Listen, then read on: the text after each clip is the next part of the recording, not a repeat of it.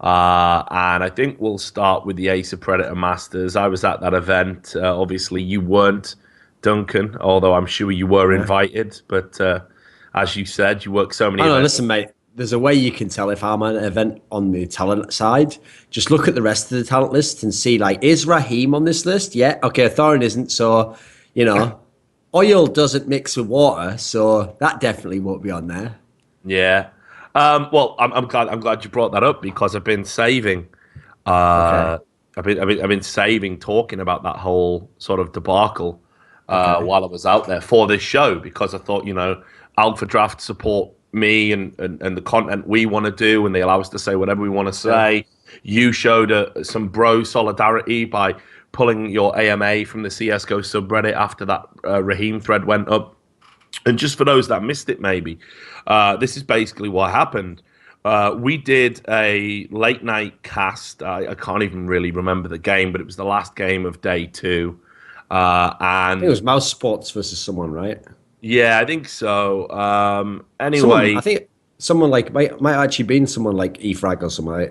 Was someone not that good? I think yeah, we did the Mouse Sports they E-Frag were one. I reckoning. remember doing that. But anyway, so what had happened was it had been a really long day, as you can imagine. It was the second day that we'd been there. People had been traveling. Guys like Henry had jet lag. All of us casters have very busy schedules. We're traveling. Like I'm doing an event almost every weekend. It seems Duncan can definitely identify with this. So everyone was really tired. It's the last game of the day. People have had a few beers the night before as well, because that's how Take TV operates. That's what Dennis wants from his event. He wants everyone to be having fun, having a few brews, and of course people were tired and wanted to get to bed. So we got to this last game of the day, and it was basically a skeleton staff. And I'd done two games, and I think Henry had done two games, and Rahim was up to cast.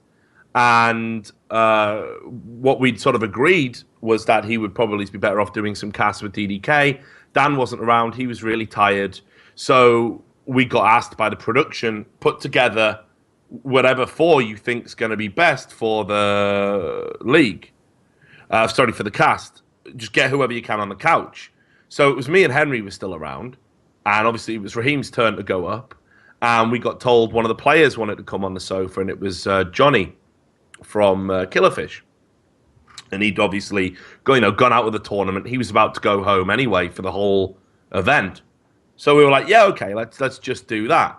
Now, nobody's objected to this at any point, by the way, right? So we sit down and we said on air, and just before we went live, like, right, me and Henry have already done our games today, and Raheem, we want you to do your thing because we think you've been a little bit quiet over the course of the event. You haven't had your vintage babam and cuckoo kill and all that other stuff he says. So we really want you to basically carry this cast. We're just going to sit here in case there's any awkward silences because we know you haven't worked with Johnny before, and we'll bail it out if it gets too boring. Anyway, it becomes abundantly clear that for whatever reason, Raheem isn't happy with the way the cast is going. So he is really introverted. It's not a very good cast. Me and Henry G are trying to G him up and trying to get him to go, but it just didn't seem to work. So Henry G tweeted something along the lines of, "This is as close to my idea of hell as it could possibly be," which wasn't aimed at me being drunk. Like I said, at the time, I think I'd only had 6 beers that day. I was saving myself for later in the event. That's 6 bottles as well, which is less than 3 pints. If you can imagine anyone getting drunk on that, good luck to them. You've met a 12-year-old. Anyway, so he tweeted this as close to hell as it can get. And what he meant was the cast was that bad, the chemistry wasn't working, no one was saying anything. Not drunk or badness. Anyway, thread goes up on Reddit saying that we're bullying Raheem and that we ruined his ability to do the broadcast. Huge furor. People are basically calling for me to be banned from every event. Someone even accused me of being racist. Apparently, I used a word I'd never heard of before, and obviously I didn't. But somebody accused me of using the word chunny, which I think is like Indian for dickhead or something. I mean, why would I know Is he that? Indian? I don't even know. I think he's I from just thought he was from Russia or something. I no, wasn't he's aware he from was not of another race, mate. Kyrgyzstan, but like Tajikistan. I Ah, think he's okay, from.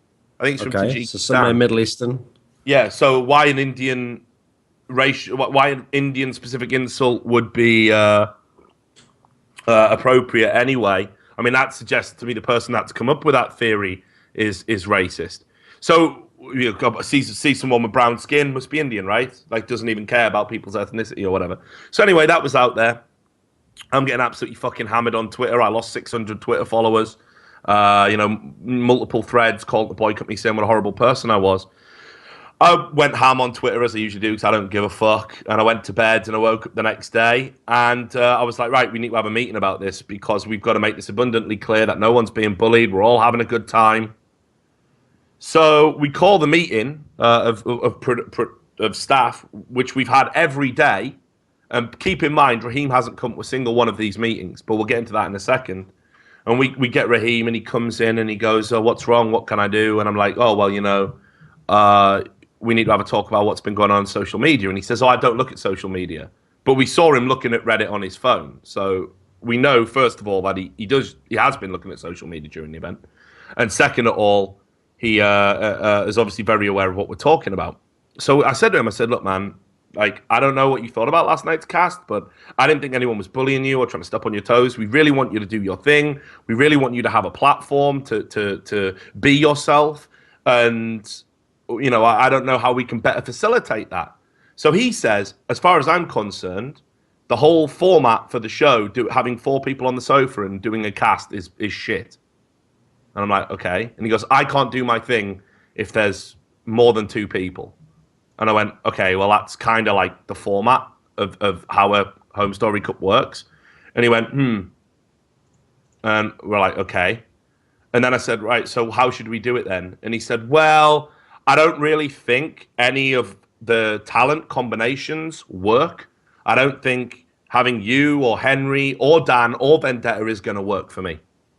So literally all the talent that's been hired, he's just said, I don't see how we can work together. And I'm just sat there like, right, so what do you want to do? So he said, I've done some casts before with Fabe. Now, Fabe was the guy on the production team. He's the guy who hired all the talent, works with Dennis Galen. And he said, like, he was doing the German cast as well. So he was extremely busy. And he wasn't meant to be in the talent team for the English cast. And Rahim says, I've cast with him before, so I'll cast my games with him from this point onward and no one else. And I was just like, well, I don't know if we can necessarily make that happen. And then he started going off on this weird tangent where he was saying, you have to understand, I'm used to casting with the best. And I went, what does that mean? And he went, you know, I've done casts with Get Right, with Khan. I'm like, yeah, but none of those guys are here, Rahim. It's a team, you know, we've got to try and make it work. And he just was having none of it. And then he basically, so I said to him, I said, look, no one's bullying you though, are they? And he went, oh, no, I am not a small boy. And I was like, we were laughing. I was like, okay, well, it might be super unreasonable his demands in terms of like talent and who he wants to work with, but at least he accepts there is no bullying going on. And I don't listen. Wait, just before you go on, let me just make a guess, okay? Before you tell the rest of the story, I don't know any more of these details. By the way, I've never heard this story. It was only a few days ago, anyway. We haven't spoke since then. But I'm going to go ahead and guess already that since it sounded like it was okay, maybe he like said something on like Russian Facebook or said something in an interview in Russian or something, and that now there's some other side's going to come out that you found out later. Is this what's going to happen? No, not even that, right? No? This is what he said to me and Henry. He just basically turned around and said, if you want, I can go on social media and tell everyone what I think. Like almost like a blackmail thing. And it was quite clear what he meant was he. I wish I was there, mate. I would have handled this. I would have. So me and but at this point, right, like there's already this potential scandal around the event. Rahim knows it, and he's leveraging it basically. This was the other thing he demanded. He wanted to do the last game of the next night. And I was I said, well, for the sake of the broadcast, wouldn't you rather do the game before or an earlier game? Because if you know your casting can be divisive, you know not everybody likes your casting, you know that. That's why you don't look at social media by your own admission. Wouldn't it be better to end on something more conventional? And he was just like, no. And it was literally, we had to basically have him cast with Fabe and only Fabe, and do the games he wanted at the times he wanted. Or he was going to basically make it look like we'd all been fucking really unreasonable to work with. So at this point, what can we do? We just basically gave in and just let him have everything he wanted for the rest of the broadcast. And you know, everyone in the team, everyone in the group was just like really despondent. You know, like we were put in this situation where like one guy on the team doesn't want to have anything to do with us. So back to some of the other details, like every day, as you know, Duncan, you come in early, about 2 hours early minimum. You have a production meeting. You talk about things you want to work in the broadcast. You talk about the rundown, the order of everything that's going to go. Rahim didn't come to one of those meetings. Not one. Not one. He would typically turn up 5 minutes before the day started or 5 minutes before his game. And, you know, sometimes I didn't come in until later, which is why you didn't see me on the broadcast. But that's because we'd arranged specific times for everything. We had no idea whether Rahim knew when he was going to be on, whether he wasn't. He just didn't want to work with us at all, basically. I was like super disappointed about that. But anyway, regardless, I thought for the event, we'll just knuckle down, try and get on with it, and try and best accommodate him as we could. So that there is your fucking bully, right? A guy who basically made him so miserable and so sad. I don't think anyone in the group, people out there, really wanted to work with him again because it was like that unpleasant. I've never had an event like it where basically somebody just comes in and sort of just lays out these fairly egregious demands and basically makes everybody sort of work around what they want to do. And that's how the whole thing went down. So I got absolutely fucking mobbed for nothing. Like literally, it was just like, do you know what? Fuck the CSGO community because they're fucking idiots. And plus, on top of that, even if you aren't happy with the way that cross section at least, you know, and the one that was getting mad, yeah. Well, maybe. I don't even know, mate. I didn't see a lot of people talking sense until 2 days fucking later. So I hardly saw anyone leap into my defense on, oh, that's not a bully. There was no video evidence of us even talking over him at any point in the broadcast. Like, the only time we spoke were like to remind him that he was on air and that you can't just have 10 seconds of silence. You gotta fill that space. So I was just like, this is just fucking unreal. But anyway, at the end, all handshakes, you know, good job, mate.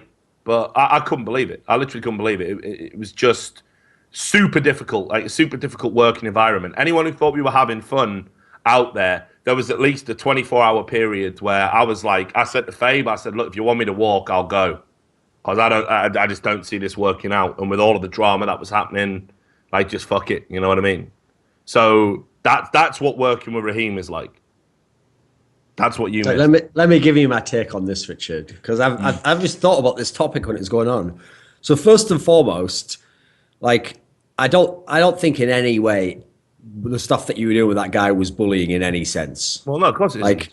Like one of the things, if you remember, that people kept citing to show that you were bullying, right, was never any stuff from the broadcast. Like people did initially show stuff. They just showed stuff in that bit where it was the beginning of the game and he wasn't talking. And you guys were sort of saying like, come on, mate, you know, do your thing, which people took to be kind of like condescendingly. You were like, oh, go on, monkey dance or something. It's like, well, no, he has to talk. He's a fucking play-by-play caster. Yeah, exactly. You know? So anyway, there's that. But if you notice, one of the things people kept bringing up and linking to, Rich, was this show. We're at the end of the show when we're just wrapping the fucking thing up. You, as an offhand way to tease the event, mention like, you know, you're not going to be there, I'm going to be there, and you know who's going to be there, of course, Rahim. And then I obviously say like, oh well, glad I'm not there then, you know. And it's like, ha ha ha. You don't even say anything essentially. You literally just say like, oh, I don't know what it's going to be like myself, you know, because you haven't worked with Rahim before, and you obviously know his reputation, which is super divisive because of his style of casting, which is extremely. You either like it or you think it's terrible. Now, here's the thing to make the point of, okay, I just want to make a point about that video, okay? Richard wasn't bullying Rahim in any sense there. He didn't say anything about Rahim in that sense. I think Rahim is shit. That's why, in that part of the video, I mockingly suggested, why would I want to work at an event where Rahim's at? Now, here's something to explain, right? I've only ever once in history suggested that Rahim shouldn't cast an event, right? Which was at Copenhagen Games this year, where it was actually because the fault of Copenhagen Games organizer was that they didn't have anyone lined up to broadcast. I think it was the lower bracket final or the lower bracket semi-final. So we're talking like deep into the tournament when it was like two good teams playing. I think it was like Dignitas and TSM playing or something, a game that everyone wants to watch. And what happened was, it turned out they didn't have their own casters, like, Semler and whoever else it was, those people, they had them scheduled for a break. And so what they did was this is how incompetent in Copenhagen Games staff is, by the way, which you all know about if you come from the past to CS. They thought to themselves, well, Rahim does it, and he sort of does it in English, right? So let's just throw his cast on as the live main cast, like, let's host that. And he was the solo caster for that big event. So as a result, you know what his style's like. If you choose his style, if you opt into his style, no problem. It's great. Yeah, exactly, Go for it. exactly. If you enjoy that. But if that's my only choice to listen in English to that style, and you have the opinion I have of his casting, which is that I don't like anything about his personality. I think his jokes are shit. One-line jokes that if I've heard half of one, I don't want to ever hear another one. And I think he's actually crap as a caster. I don't care about any of that stuff. I don't like hype casters anyway, mate. There's no analysis there. It's like the opposite of what I want from casting. So my point I'm making here is that's the only time I ever suggested, like, why is this guy fucking allowed to cast? It's because essentially I was forced to listen to him if I wanted to watch the game. So really, I wasn't even mad at him. I was mad that that's my only option. So the point I'm trying to make here is I can think he's total shit without myself in somewhere being a bully who's like stopping him working. I'm not doing fuck all, mate. If he's a second stream and a second option, go at it. Have all day long. Otherwise, if he's the only option, like all of you fucking plebs listening to this now or as fans of his, guess what? I'm allowed to have an opinion on the caster too. When you guys are like, minus this guy who I haven't seen for a while and plus standards, you're doing the same thing, you fucking cunt. Except the worst thing is, whoever you're saying -2 is about 100 times better than Rahim will ever be. So that's just fucking ludicrous. So anyway, in case I haven't made it entirely clear before I talk about this event, Rahim is fucking terrible. I'd rather hear a fucking looped over talkback replay of the death rattle of my own first child from a fucking woman who was later made Baron by the fucking Counter-Strike community in my own ears while trying to watch the game, rather than ever hear him like, rocket launcher. Now then, with that out of the way, I just want to make sure there was nothing unclear about this. Now let's talk about Rahim at this event. So I'm saying there, I actually don't know him personally. I don't have anything against him as a person, except for the fact that I guess his casting style is very personal. So I obviously despise him as a person and don't ever want to hear him speak or see him. But okay, now that I see him at this event, it's even worse. Because like I said before, he was just a secondary caster, right? Now, he's literally in a position where he's hired to cast. He's obviously a fucking freak show cast who is hired as a joke and because he has a big following, not because he's a great caster. Now, what's funny is that sounds genius for Take TV, because if you know anything about how Take TV do their events, their whole shtick, their whole flavor, atmosphere is to make it very different to all real super professional buttoned up events. So they want it to be fun, hence they promote drinking on stream and purposely, if you've seen StarCraft 2 events, purposely make casting combos happen that you would never do if you're a talent manager, purely because, listen, sometimes they go terribly wrong, so it's just funny, and then on other times it might actually work amazingly, but you never would have tried that out, like you'd never try out these three players who like actually hated each other in game, but you find out, hey, they actually kind of have a cool synergy where they work together in this way. So, okay, listen, that sounds actually ideal to me. I would have said maybe Rahim will work there, but this is the most disappointing part. It now turns out he's not fucking speaking and he's not even doing his shit jokes.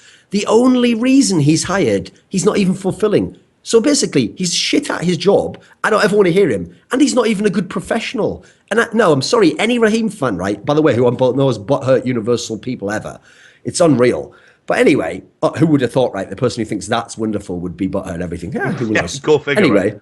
So that sort of a person doesn't seem to understand either that, like, you think we don't go to events and work with people that we don't even think are good or sometimes think are actively bad? You'll never find that out, by the way, because once we get signed up and once we're on the talent list, there's like a camaraderie when you're at events. You try to make the other person better. Even if you think they're shit, you know what? If they ask you, you give them some pointers, or you know what? I've even gone to people. I'm not going to mention names. I've even gone to people like the day before an event, or messaged them on Skype. Like, listen, we're working with this person. I'll be honest with you. I think he's pretty terrible. I think he has these problems. But here's the thing. I think if you shape him this way when you're casting with him, or I've told the manager guy, like, you pair him with this sort of a person instead, he's going to come off a lot better. Or maybe tell him, like, steer away from these things. I'm trying to make him better and make the cast better because we're all working together. It's a fucking family environment. So what's funny is every single LAN I do, almost without question. Actually, I get on with all the people, and I usually have like a camaraderie, even with the guys I don't think are good, just because if they've been receptive for this stuff, I realize, all right, they're trying to do their best, they're trying to do for the best for the cast. So now that I find out all this backstory, as well as him just not doing his fucking job at the event and doing a shit job, I'll tell you what, it brings it down even further. Because like I said before, I didn't like his casting, but it could have, everything else could have been fine. Whereas at the moment, this sounds like ridiculous diva behavior, Oh, it was. The thing is as well. Like I know there's a chance there'll be a response video or whatever. I don't give a fuck. Right. Everyone who was there knows exactly what went down. I don't care. Like I got nothing to lose by telling the fucking truth. Like I was so fucking despondent by the end of the event, really, with just how it all went and the amount of shit and abuse I got. I mean, I had people threatening to come to the fucking venue and basically fucking beat me up because I'd bullied Rahim, which of course didn't even happen anyway, right? And even the circle jerk that was against me bullying Rahim turned into, yeah, but you said nasty things on Twitter, therefore you are a bully. So we don't even need evidence of the thing that we accused you of because now we've got evidence of you doing something else that we baited you into. And it was just this fucking shitstorm. So, and you know what it's like as well. For some reason, when you're the host, even though it's the producers and the guy who runs the event that should be sort of negotiating these things, always seems to fall on the host. Always does. You act as a go-between for talent. You act as a go-between for talent and the production staff. Any things that need to do better. I mean, you've seen it. Like when we're not happy with, like, we haven't had time for a sound check and our mics are shit and we're getting feedback in our ear. It's me who goes to the production staff and says, yeah, look, if you guys are unhappy with the desk, we really got to work on the sound before we go live again. Can we do it? But that's the thing, the ultimate thing. My fucking trigger word, unprofessional. We're the unprofessional ones, Duncan. The ones that, like you say, we work with people that we don't necessarily like. And it goes the other way, actually. Like, imagine what it's like for me to be told, there's people at events that don't like you or you've had run-ins with in the past. And the first thing I always do is we just address that. Look, we've got to work together. Yeah. It's never been a big thing. And not only that, though, like, imagine what it's like for somebody like me. I'm not a play-by-play caster, right? I haven't been for years, right? But they specifically said, do you want to do some play-by-play? And I'm like, well, I don't know if the community will like it very much. But anyway, I've got to do it, right? The show must go on. So if I do... Oh, that's the key. They're word there, Richard. That's what everyone has. That's why it always works behind the scenes, because everyone has that mentality. The show must go on. Like, whatever problems we're having, even if it's shit, we got to make the best of it. Like, that's why it's ridiculous to me, this notion that he wouldn't do his casting and his style of casting as it was. That's like someone coming up. You know when Bart Simpson in that episode got famous for being like, what was the line he said? Like, I didn't do it or something. Yeah. So he got, and eventually the problem was, because the fame of doing that, he became a one-note joke. He didn't want to go up and just say, I didn't do it or whatever. And he kind of resented it. Well, guess what? If that's all you're famous for, you can't then be like, I don't want to be like labeled, man, and pushed into a box where I feel like that's all you want me to do. Plot twist, that is all you can do. You have no fucking talent or ability. Now do the thing we hired you for, please. Nah, I feel like actually I should take over the show and it should be called like, I didn't do it, but with a twist where like I can do different versions of it and like one backwards, like a fucking David Lynch dream sequence involving a clown. Like, no, mate, do your job or get the fuck out because we're all doing our job. And by the way, if anyone thinks it's bullying to think a guy's rubbish, etc., you've missed the whole point of this fucking rant, which was you work with them anyway, and then you hope that you make things better. Actually, if anything, you hope that, hey, you know what, I think this guy was shit, but hopefully, if I talk to him, if I help do this, maybe we make him better. We have his stuff that people like. We add in a bit of other thing. Right, and just on the final note, and then we'll move on to talking about the event. Like, it wasn't like I wasn't trying to include him. Like, you could go through the VODs, and there was so many times I said to him, well, look, Dan's given his opinion, Vendetta's given his opinion, whoever it was. What's your opinion, Rahim? What's your opinion? How do you analyze this one? How do you call it? And he would say the same thing. He would go, I'm just play-by-play. So I'm even trying to, like, say your opinion's valid, like, your thoughts on the teams and the events are as valid as anyone else here. We're all equal. We've all got parity. No, he just wasn't interested in any of that shit. It was literally, I've never had anything like it at a cast. And for me, like I say, to get all of that shit, right, when I'm the guy that's really trying to hold it together, I was just like, do you know what? Like, fuck doing events. Like, serious.